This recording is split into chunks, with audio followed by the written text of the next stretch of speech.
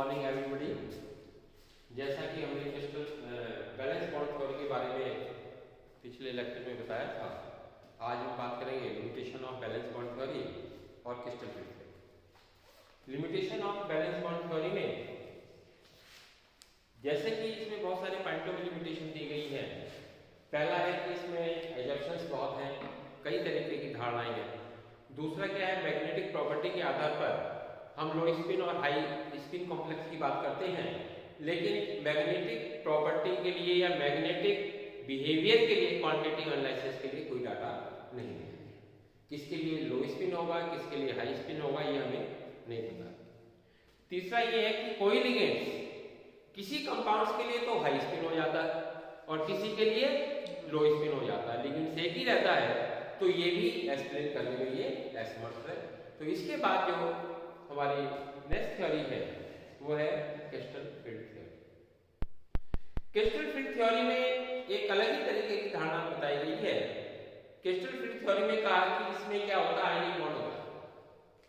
Crystal field theory में बताया गया है कि कोवलेंट बॉन्ड नहीं होता या कोऑर्डिनेट बॉन्ड नहीं होता, बल्कि क्या होता है, आयनिक बॉन्ड। लिगेंड्स को हम पॉइंट नेगेटिव चार्ज मानते हैं। लिगेंड्स को हम क्या मानते हैं, पॉइंट नेगेटिव चार्ज मानते हैं। जैसे सपोज कीजिए न्यूट्रल लिगेंड्स है, जैसे वाटर है, तो वाटर का क्या होता है, इस तरीके से शेप होता है, sp3 हाइब्रिडाइजेशन होता है दोनों में। तो ये कहते हैं ये पोलराइज हो जाता है, इसका नेगेटिव एंड स्लाइटली पॉजिटिव और स्लाइटली, यानी वो सिरा क्या हो गया, नेगेटिव पॉइंट चार्ज की तरीके से काम करता है। जैसे NH3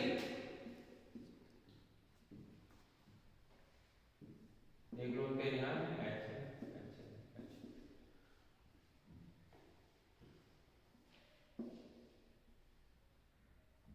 इसमें भी स्लाइटली पॉजिटिव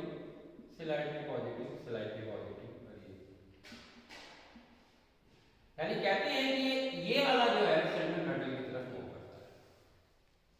ये क्लियर हुआ।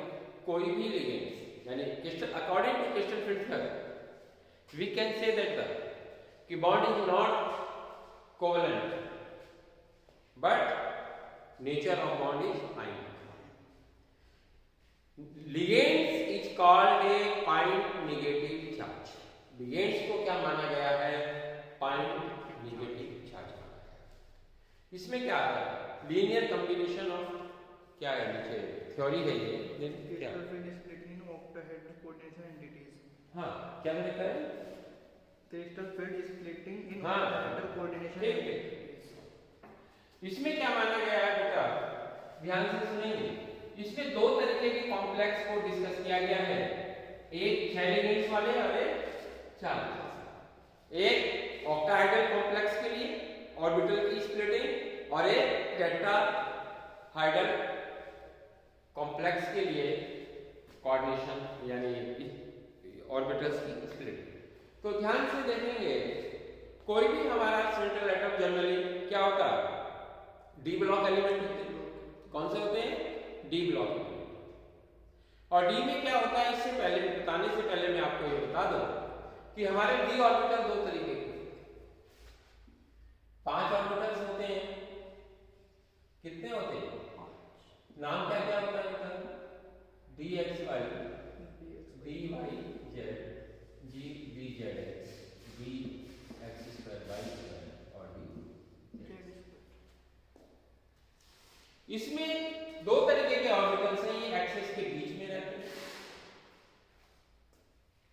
XY है तो XY के बीच में है, DX है तो X, ये XY है, दूसरा क्या था YZ है, YZ के बीच में है, ZX के बीच।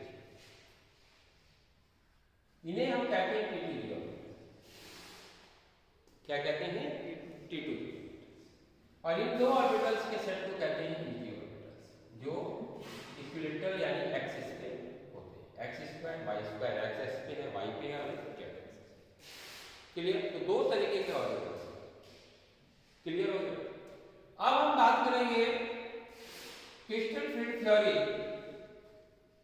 ऑक्टाहेड्रल कॉम्प्लेक्स के लिए, यानी splitting of d orbitals in octahedral complexes, splitting of d orbitals in octahedral complexes। तो ध्यान से देखेंगे octahedral की, देखेंगे क्या होता है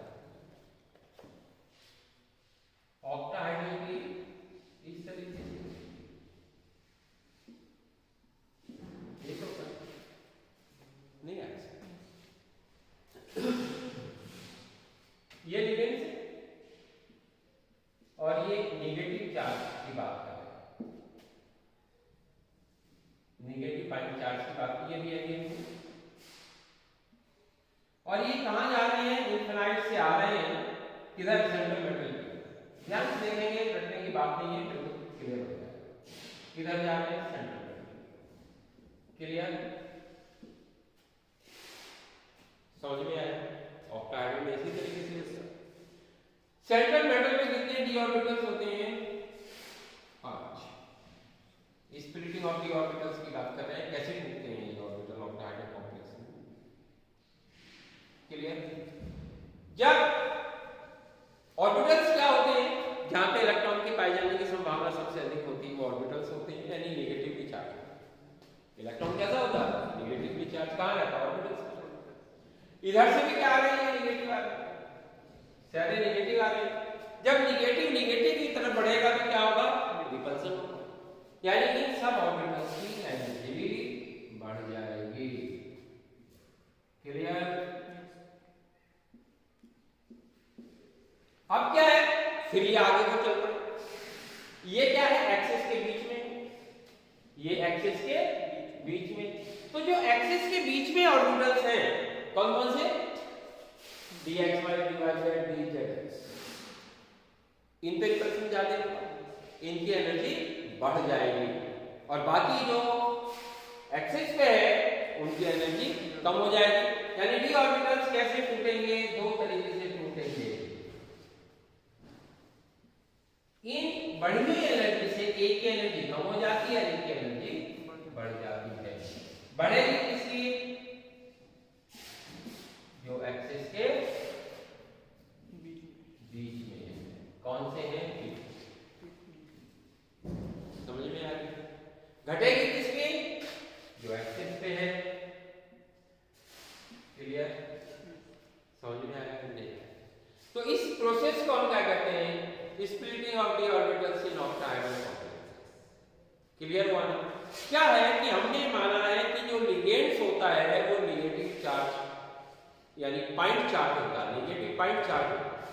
न्यूट्रल भी होगा तो उसका क्या होगा, डाइपोल हो जाएगा, पोलर हो जाएगा, नेगेटिविटी की बात करेंगे।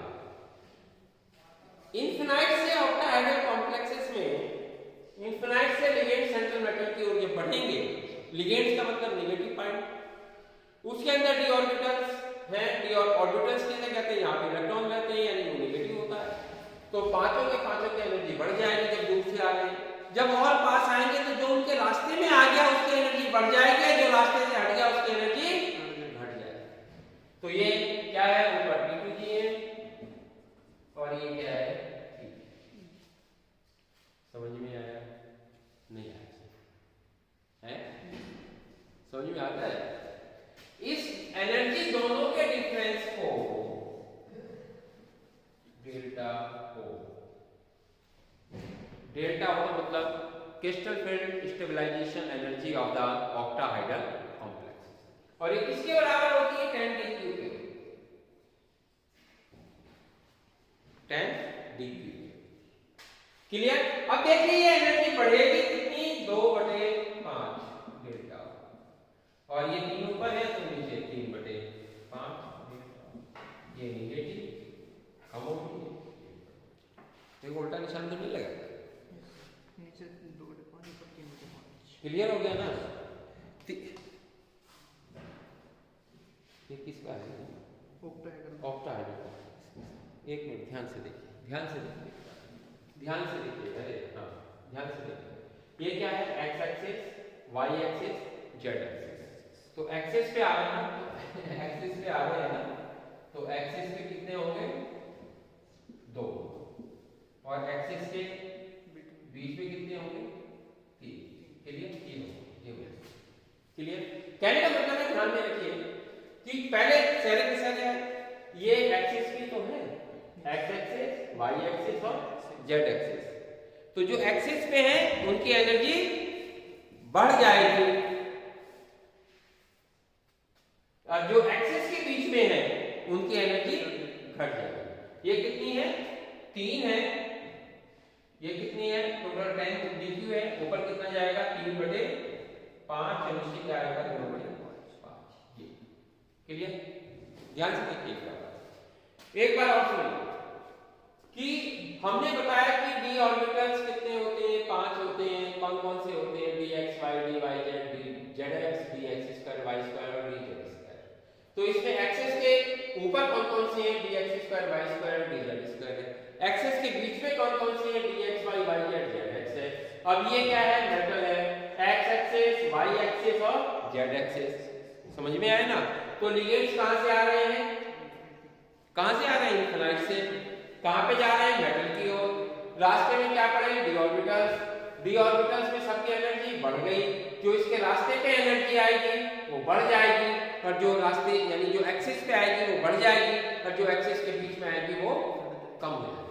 तो कितना हो गया ये? T2G और ऊपर क्या हो गया? ये E। क्लियर? ये डेल्टा हो 10 dq, नीचे 2 है ना ऊपर, तो 2/5, नीचे 3 है 3/5। तो ये क्या कहलाता है? Splitting of D orbitals in octahedral coordination entities। हाँ, क्लियर हो गया? समझ में आया? अब हमने क्या किया? ध्यान से एक टर्म्स और आएगी, उसे हम कहते हैं स्पेक्ट्रोकेमिकल सिंथेसिस। हमने लिगेंड्स किए, सारे लिगेंड्स जितने भी हम लोग थे हमने सबको ले लिया और सबसे हमने स्प्लिटिंग कराई। जो ये गैप है उसे डेल्टा O करें, उसे हम कह रहे हैं क्रिस्टल फील्ड स्टेबलाइजेशन एनर्जी करें और कह रहे हैं ध्यान से सुनिएगा कि जितना स्प्लिटिंग ज्यादा होगा उतना स्ट्रॉन्ग लिगेंड्स होगा। भाई जितना नेगेटिव होगा उतना ही तो ज्यादा इंटरेक्ट करेगा ना, और जितना स्प्लिटिंग कम होगा उतना लिगेंड्स कमजोर होगा। क्लियर? तो हमने इसके लिगेंड्स जो लिए उन लिगेंड्स को एक टेबल के रूप में, सीरीज के रूप में अरेंज किया with increasing power of splitting of D orbitals. उनकी डी ऑर्बिटल को स्प्लिट करने की इंक्रीजिंग ऑर्डर में लिगेंड्स को हमने लिखा और जो सीरीज आती है उसे हम क्या कहते हैं? स्पेक्ट्रोकेमिकल सीरीज कहते हैं। और इसमें सबसे वीक क्या आता है? आई नेगेटिव है शायद, और सबसे स्ट्रॉन्ग है CH नेगेटिव। क्या है? CO। ये सबसे, और बीच में है, बोल दीजिए मैं लिख देता हूँ। आई नेगेटिव के बाद Br negative, SCN negative, CN negative, S2 negative, fluorine क्या है? F OH नेगेटिव, C2O4 आगे C2O4 2 नेगेटिव, हाँ ऑक्सीडेट है H2O, NCS negative, NCS negative, EDTA 4 negative, EDTA NH3 NH2 EN CN CO। तो ये जो सीरीज आई है किसके आधार पे है? ये जो स्प्लिट करा रहे हैं, ये जो स्प्लिट करा रहे हैं, जो कम कराया उसे पहले लिखा, जो ज्यादा कराया उसे उसके बाद, जो ज्यादा उसके बाद, जो ज्यादा उसके बाद। तो ये सीरीज क्या कहलाती है? स्पेक्ट्रोकेमिकल सीरीज कहलाती है। अब बात आती है कि हमें ये कैसे पता चले कि लो स्पिन कॉम्प्लेक्स है या हाई स्पिन कॉम्प्लेक्स है? D2sp3 हाइब्रिडाइजेशन होगा या sp3d2 हाइब्रिडाइजेशन होगा, ये कैसे पता चले? तो यहां पे हमारी दो टर्म्स आ रही है, एक डेल्टा O, ये है ये गैप T2G EG का गैप। क्लियर है ना? एक होती है किसी भी लिगेंड्स के लिए पेयरिंग एनर्जी P, कि इतनी एनर्जी चाहिए उसे पेयर करने में। समझ में आया? 1 मिनट में याद हो जाएगा इसे थोड़ा सा ऊपर रख कर देते हैं। हमने ये बताया बेटा लो स्पिन कॉम्प्लेक्स के लिए और हाई स्पिन कॉम्प्लेक्स, यदि if delta O less than P, pairing energy ज्यादा है, स्प्लिटिंग एनर्जी कम है, तो इससे जो कॉम्प्लेक्स बनेगा वो बनेगा हाई स्पिन कॉम्प्लेक्स।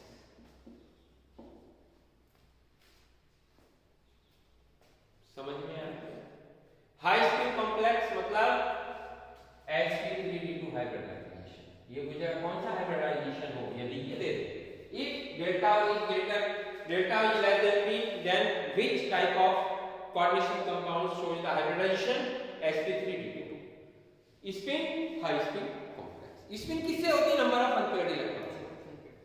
ठीक है। सेकंड है कि डेल्टा ओ ग्रेटर पी, जब डेल्टा ओ ज्यादा होगा, पेयरिंग एनर्जी कम है तो पेयर करा देगा, तो इसमें क्या बनेगा? पेयर हो जाएगा तो low spin complex.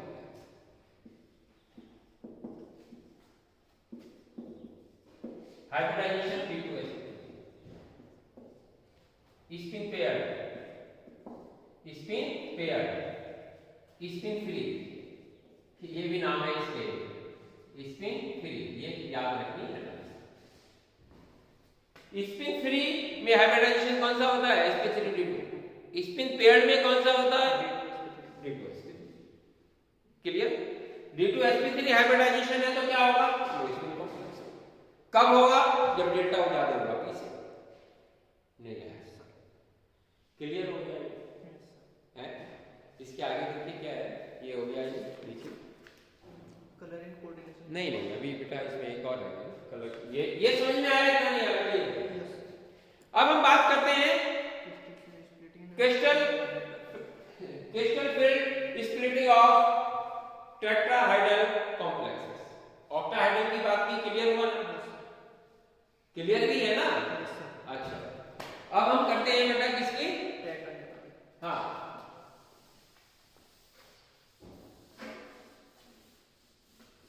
Tetrahedral complex.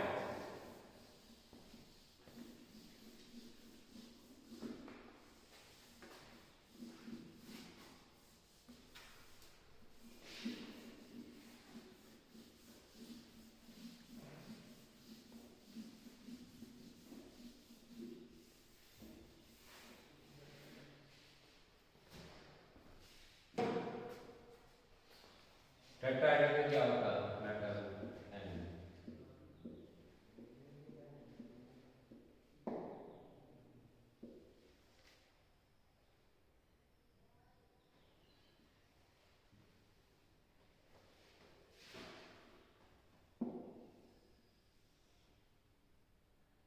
ये जो एक्सेस यदि हम बनाए x y z, टेट्राहाइड्रल में MAL L L L, ये 3 डायमेंशनली देखें तो ये आगे आता है, ये पीछे जाता है, ये इधर होता है, ये इधर, दो प्लेन में एक ऊपर एक आगे।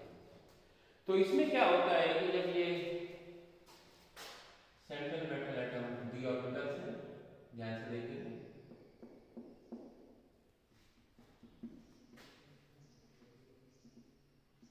लिगेंड साइन में आगे एनर्जी बढ़ेगी और आगे जाएंगे, दो ग्रुप में टूट जाएंगे, एक जो रास्ते में पड़ेंगे और एक जो रास्ते में नहीं होंगे। तो इसमें एक्सिस के बीच से लिगेंड्स जाते हैं, टेट्राहाइड्रल में एक्सिस से बीच से जाते हैं, ऑक्टाहाइड्रल में एक्सिस से जाते हैं। Clear?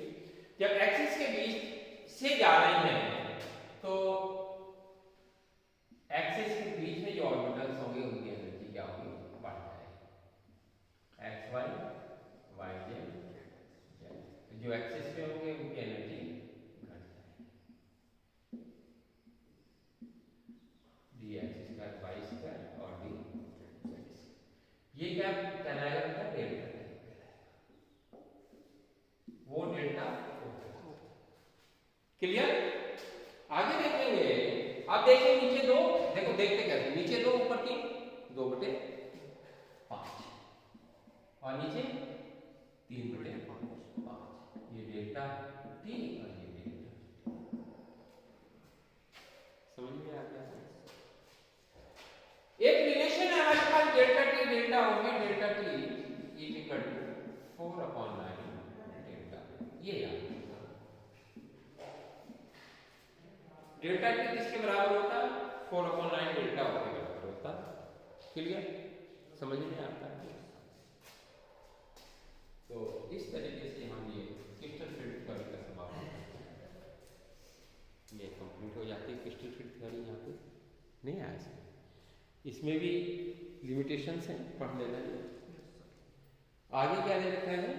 Colour in coordination compounds. तो देखिए इसके आगे कितना और बचेगा? एक लेक्चर हो जाएगा, क्या रह जाएगा? इसकी लिमिटेशन है। हाँ तो कट गया। अच्छा, आगे इससे बस चलो कलर के बारे में बात कर लेते हैं। अब क्या होता है, ध्यान से देखेंगे, जैसे हमारा लिगेंड चेंज होता है, कोई भी कॉम्प्लेक्स है, बहुत एक एग्जांपल दिया है, बोलना कॉम्प्लेक्स टीआई का देता है, सीओ का देता है, टीआई का भी टीआई H2O 6 हाँ 3 पॉजिटिव, यस, और टीआई और तो सीओ का है। टीआई के एक ही थोड़े होगा, दो कम से कम दो हो गया है। एक बोलो जिसमें 2-3 मेटल एक ही है, लिगेंड से अलग है, COCl।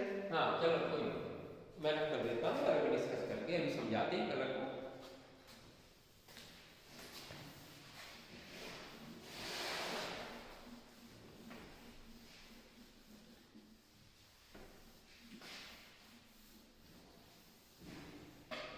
हाँ बोलो। COCl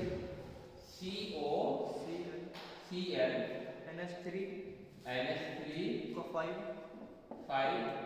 2 पॉजिटिव, हाँ आगे CONH3 का 5 NH3 का 5 H2O 3 positive, 2 positive 3 positive, 3 positive ऊपर CONH3 CO का 6 हाँ 3 पॉजिटिव। अब देखिए इन तीनों के कलर अलग अलग होंगे, क्यों होंगे? ध्यान से देखिए, एक मिनट में आ जाएगा। अभी क्रिस्टल फील्ड थ्योरी पढ़ी है हमें मालूम। तो हमने ये बताया था 6 लिगेंड्स हैं ऑक्टाहेड्रल कॉम्प्लेक्स में, और ऑक्टाहेड्रल कॉम्प्लेक्स में क्या होगा, जो हमारे ऑर्बिटल्स हैं वो स्प्लिट हो जाएंगे T2G में, मैंने बताया।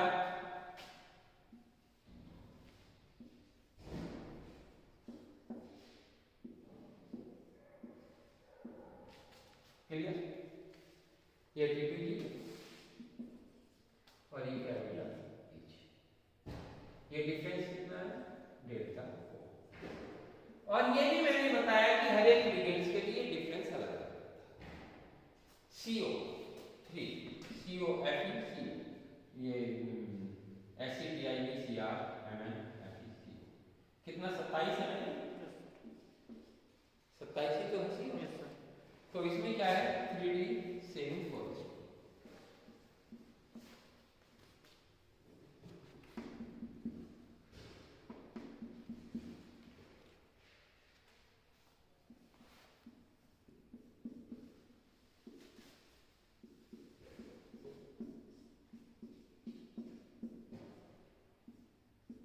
ये है 3D 7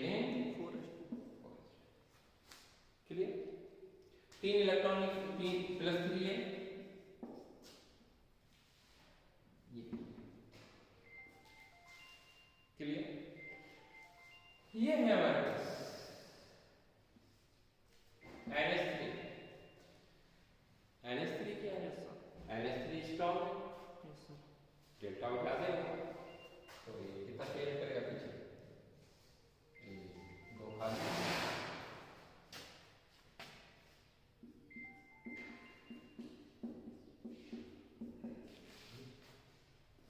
एनर्जी तो कम ही आएगी ना,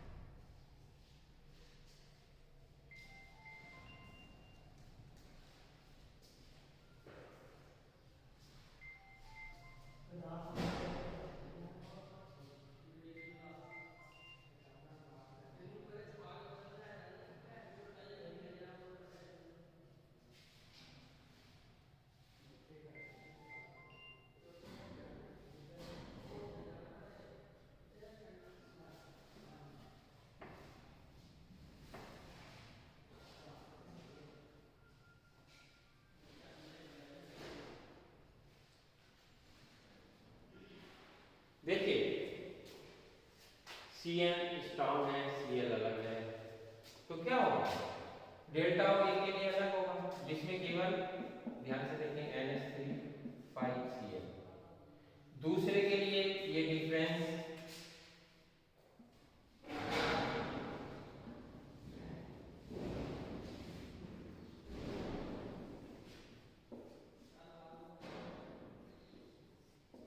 ध्यान से देखना। अब लिगेंड्स क्या हो गए? NH3 इसके लिए डिफरेंस अलग होगा क्योंकि लिगेंड्स अलग हो गया, क्योंकि लिगेंड्स के कारण ही स्प्लिटिंग एनर्जी कम बढ़ती होगी। क्लियर है? अब यहां से इलेक्ट्रॉन क्या करेगा? एनर्जी एब्जॉर्ब करके यहां पहुंच जाएगा, थोड़ी देर बाद इसे इमिट करेगा, फिर यहां जाएगा। तो एनर्जी कितनी इमिट हुई? इसके बराबर, इसमें इसके बराबर, तीसरे में तीसरे के बराबर।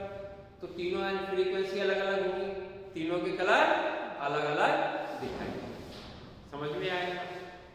समझ में आता नहीं आता? लिगेंड्स के कम बढ़ती होने से सेंट्रल मेटल एटम में जो स्प्लिटिंग एनर्जी ऑक्टाहेड्रल कॉम्प्लेक्स की होगी वो अलग अलग होगी। एनर्जी लेकर इलेक्ट्रॉन हायर स्टेज में T2G से Eg में जाएगा, Eg से T2G में लौट के आएगा। तो ये जो फ्रीक्वेंसी इमिट करेगा इससे हमें कलर होता है। जब ये अलग अलग एनर्जी होगी तो कलर कैसा होगा? अलग अलग होगा। क्लियर हो गया? अब कहते हैं टोटल पेयर्ड कलरलेस होते हैं। जैसे 10 है, ध्यान से देखिए। अब इसमें क्या कर लेगा भैया? ना यहां से यहां जाएगा या यहां से, ये तो पूरे भरे हो गए। तो ये क्या हो गया? कलरलेस। तो इसलिए कहते हैं D10 कलरलेस, D0 कलरलेस, और बाकी सब क्या होंगे? T2G से Eg में जाएगा, Eg से T2G में जाएगा, एनर्जी इमिट करेगा, वो उसकी वो हमें दिखाई देगा। क्लियर? लिगेंड्स बदलेगा तो क्या होगा? डेल्टा O की वैल्यू चेंज हो जाएगी। डेल्टा O की वैल्यू चेंज हो जाएगी तो कलर चेंज हो जाएगा। इसलिए अलग अलग लिगेंड्स के साथ सेम सेंट्रल एटम के कलर अलग अलग होते हैं। ये भी एग्जांपल दिया, देखो ये दिखा दो रहे हैं, इसमें ये है, इसमें ये है, किसका दिया है एग्जांपल? NiH2O6 का। हाँ, ये देखो ये ऐसा कलर दिया, सेंट्रल मेटल तो एक ही है। समझ में आया कलर का ये? तो कल हम बात करेंगे limitation of crystal field theory and bonding in carbonates. बहुत इंपॉर्टेंट है, सिंजेरिक इफेक्ट आता है इसमें, तो बहुत पूछा जाता है, बहुत इंपॉर्टेंट है। यानी कल ये चैप्टर कंप्लीट हो जाएगा। उसके बाद 2 चैप्टर बचते हैं ऑर्गेनिक। तो ठीक है भैया, कल आगे करेंगे।